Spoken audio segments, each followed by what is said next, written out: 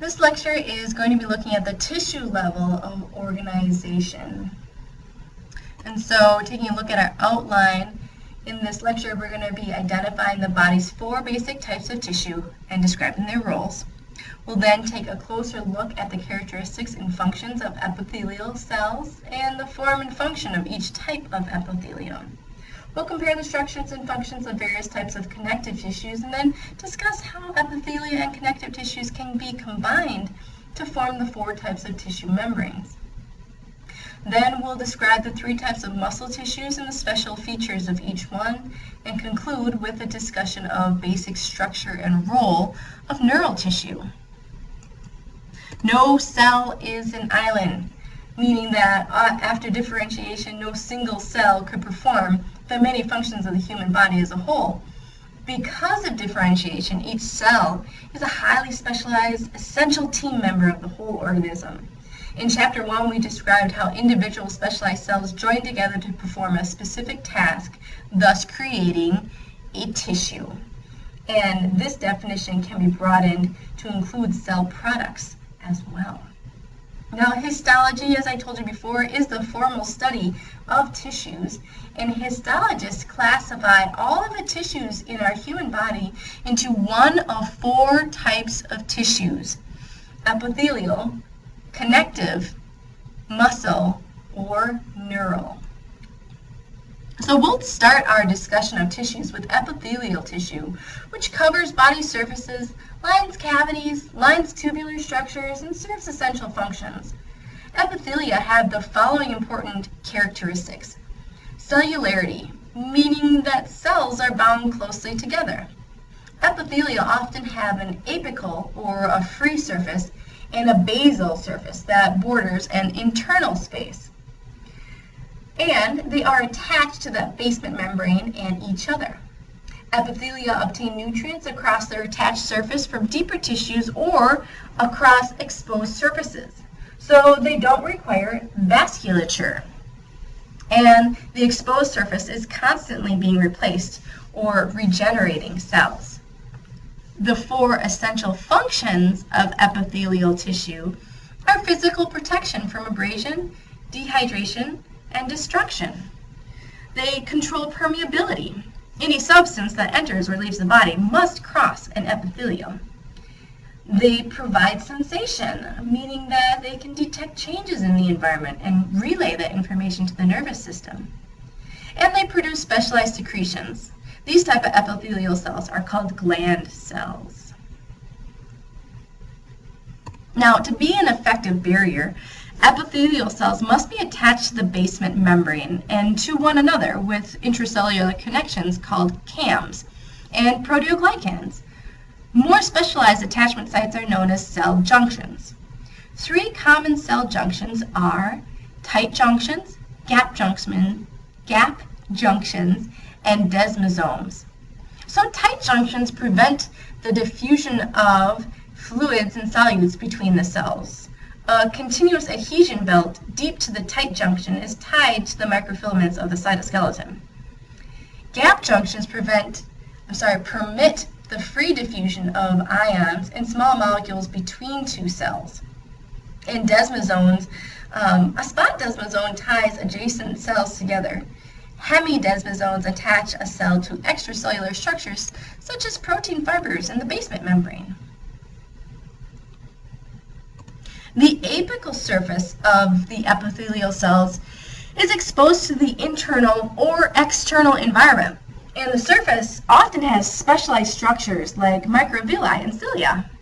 Microvilli are especially abundant on epithelial surfaces where absorption and secretion take place, like the digestive and the urinary tracts. Because the microvilli increase the surface area, sometimes as much as 20 times. Cilia beat in a coordinated fashion to move material along the surface like those of the respiratory tract. Think oars on a boat all rowing in time. So epithelial cells are firmly connected to the rest of the body by that basement membrane. This is not a cellular structure, it's really more of a network of protein fibers that provide a barrier to movement of proteins and other large molecules. The only way that an epithelium can maintain its structure over time is through continuous division, aka mitosis, of stem cells. And stem cells are sometimes called germinative cells. And these are typically near the basement membrane. Now there's many different specialized types of epithelia. They're classified and named according to the number of cell layers and the shape of the exposed cells. So classification is based on layers like simple epithelium, where you have just a single layer of cells, or stratified, meaning you have several layers of cells.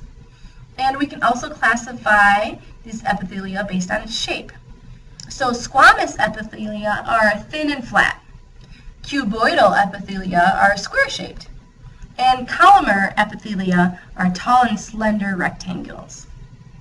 And notice the examples of the names on this table: simple squamous or simple cuboidal.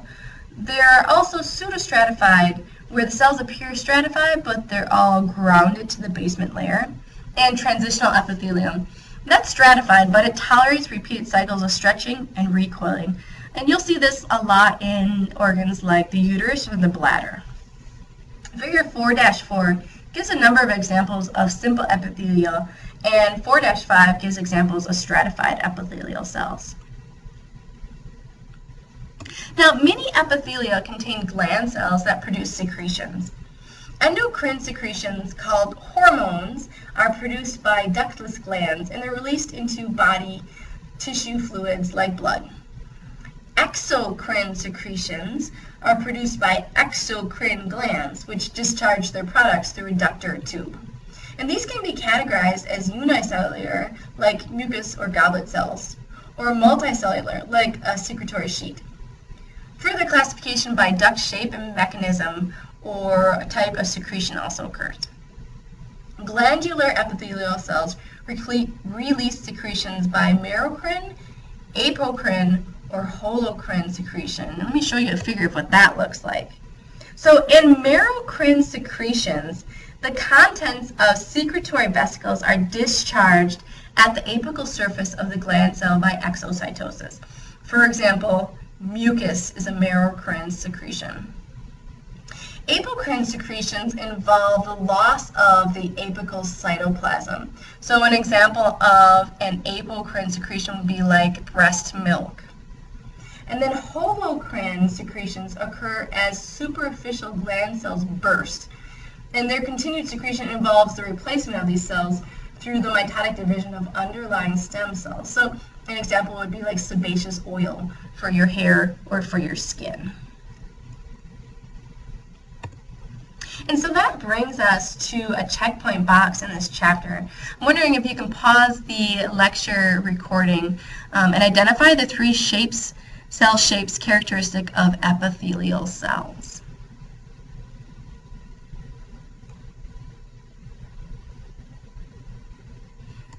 The next section in your textbook for Chapter 4 takes a look at connective tissues in the human body. And so this is the second main type of tissue. This is probably the most diverse tissue group, containing both blood and bone and fat, for example. So connective tissue is a very broad group. Now, all connective tissues have three basic components. They have specialized cells, they have solid extracellular protein fibers, and they have fluid extracellular ground substances. And the extracellular components of connective tissues, so fibers and ground substance, make up what we call the matrix, which makes up the majority of the tissue volume and determines the specialized function. So the functions of connective tissues involve support and protection, transportation of materials, storage of energy reserves, and even defense of the body. So based on their physical properties, connective tissues are classified into three major types. Connective tissue proper, so that can be loose or dense. Fluid connective tissues, which is composed of either blood or lymph. And then supporting connective tissues, and this is mainly cartilage and bone. So connective tissue proper includes the following major cell types: fibroblasts, macrophages, fat cells, which are also called adipocytes, and mast cells. And the three basic types of connective tissue fibers that the fibroblasts synthesize are collagen fibers, elastic fibers, and reticular fibers. And so this picture shows the common cell types and fibers of connective tissue proper. The ground substance of connective tissue proper is a clear, colorless, and viscous, think maple syrup consistency, which fills spaces between cells and slows pathogen movement. Connective tissue proper includes the following major cell types. There's the ground substance. And fibroblasts. So fibroblasts are most abundant cells in connective tissue proper, and they produce connective tissue fibers and ground substance as well. We also have macrophages. So macrophages are scattered throughout the matrix, and they phagocytize damaged cells or pathogens that enter the tissue. They also release chemicals that mobilize the immune system. Fat cells, or adipocytes, are permanent residents of connective tissue proper, and they're used primarily for energy storage. Mast cells are small, mobile cells often found near blood vessels, which also play an important role in the body's defensive activities after an injury or infection by releasing chemical messengers. The three basic types of connective tissue fibers that the fibroblasts synthesize, again, are the most common collagen fibers, which are long, straight, unbranched. They're strong but flexible. Elastic fibers, which are branched and wavy, and after stretching, they'll return to their original length because they contain the protein elastin. And then the least common are the reticular fibers, which are made of the same protein subunits as collagen fibers, but they're arranged differently, forming branching interwoven framework in various organs, and they're thinner than collagen fibers. So connective tissue proper is categorized as either loose or dense, and that's based on the relative proportions of cells, fibers, and ground substance.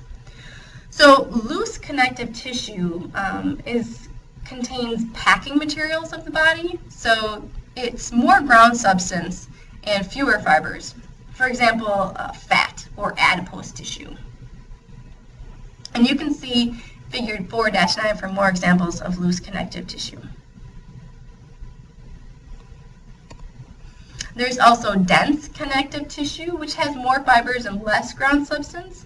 They're typically dense and strong, tough, and durable. Some examples are like tendons and ligaments. There's more examples in figure 4-10 of dense connective tissue. Now the fluid connective tissues include blood and lymph fluid. And blood and lymph are a watery matrix that is composed of dissolved proteins and cells. The main formed elements of the fluid connective tissues are red blood cells, white blood cells, and platelets.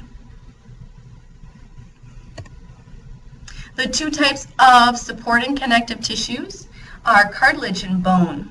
Cartilage is this gel-typed ground substance that's main role is for shock absorption and protection.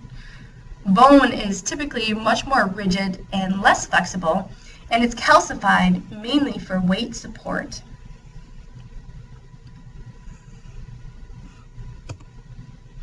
So we have cartilage as well. So cartilage structure, it has a matrix that's made up of proteoglycans and proteins.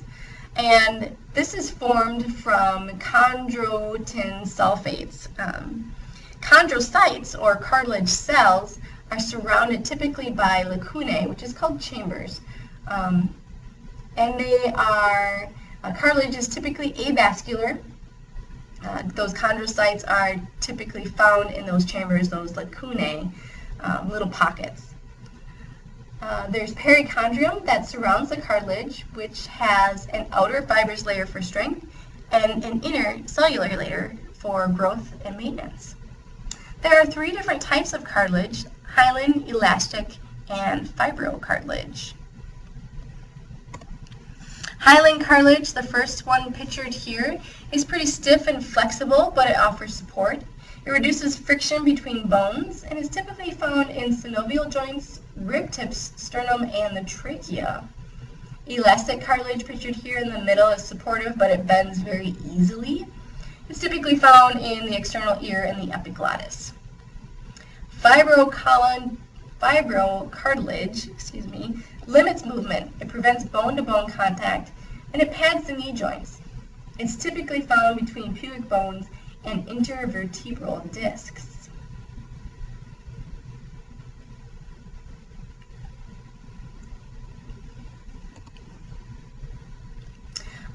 Bone. So the connective tissue of bone is also called osseous tissue. It's very strong. It has hard calcium compounds. It resists shattering because it has still some flexible collagen fibers. So bone cells are called osteocytes, and they're typically arranged around a central canal within a matrix. Small channels through the matrix are called canaliculi, and they allow an access to blood supply. The periosteum is going to cover the bone surface and has both a fibrous and a cellular layer.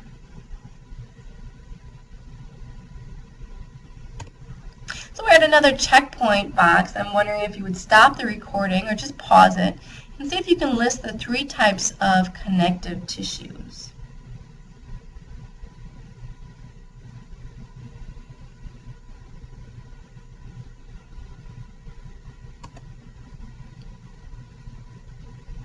Section 4-5 looks at tissue membranes. So membranes, when we're talking about tissue membranes, and this is different than cellular membranes, but tissue membranes are physical barriers that line or cover portions of the body. They consist of 2 types of tissue: epithelium, which is supported by connective tissue. So they're a blend, they're a mix. And we have 4 types of membranes. We have the mucous membranes, serous membranes, cutaneous membranes, and synovial membranes. So let's take a look at each of those. Mucous membranes are often referred to as mucosa. They line passageways that have external connections, like the digestive, the respiratory, urinary, and reproductive tracts. Epithelial surfaces must be moist to reduce friction and to facilitate absorption and excretion. The areolar tissue portion of the membrane is called the lamina propria. Serous membranes are thin, but they're strong and they line cavities that don't open to the outside. They have fluid transudate that reduces friction. And there are 2 main kinds, which I told you about in Chapter 1. The parietal portion covers the cavity, and the visceral portion covers the organs. Cutaneous membranes is skin, which covers the surface of the body. It's very thick, waterproof, and dry. And this will be the topic of Chapter 5. Last, the synovial membranes line moving, articulating joint cavities. They produce synovial fluid as a lubricant, and typically they're designed to protect the ends of bones. Now, technically, they lack a true epithelium.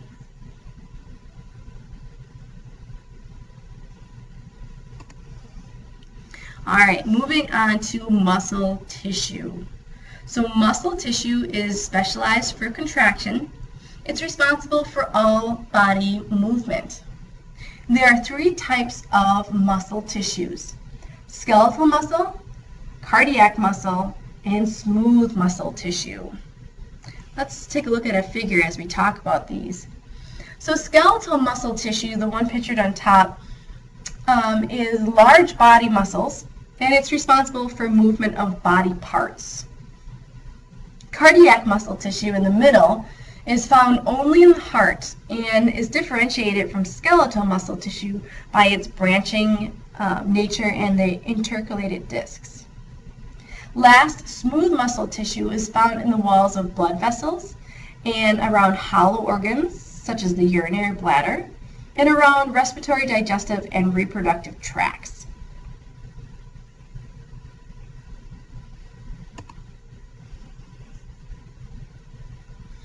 Last, the nervous tissue. Nervous tissue or nerve tissue is specialized for conducting electrical impulses.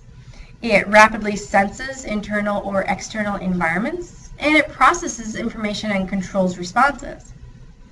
Nearly all of the nervous tissue is concentrated in the central nervous system, in the brain and the spinal cord. There are two types of nerve cells. There are neurons, which these nerve cells perform electrical communication, and then there's neuroglia cells. So neuroglia cells are supporting cells. They repair neurons and they supply nutrients to the neurons. So they support the neurons. So this is a picture of a neuron, and there's a couple of important parts to point out to you. The cell body contains the nucleus and the nucleolus. Neurons have dendrites. These are the short branches extending from the cell body. These are going to be receiving incoming signals. Last, the axon, or sometimes called a nerve fiber.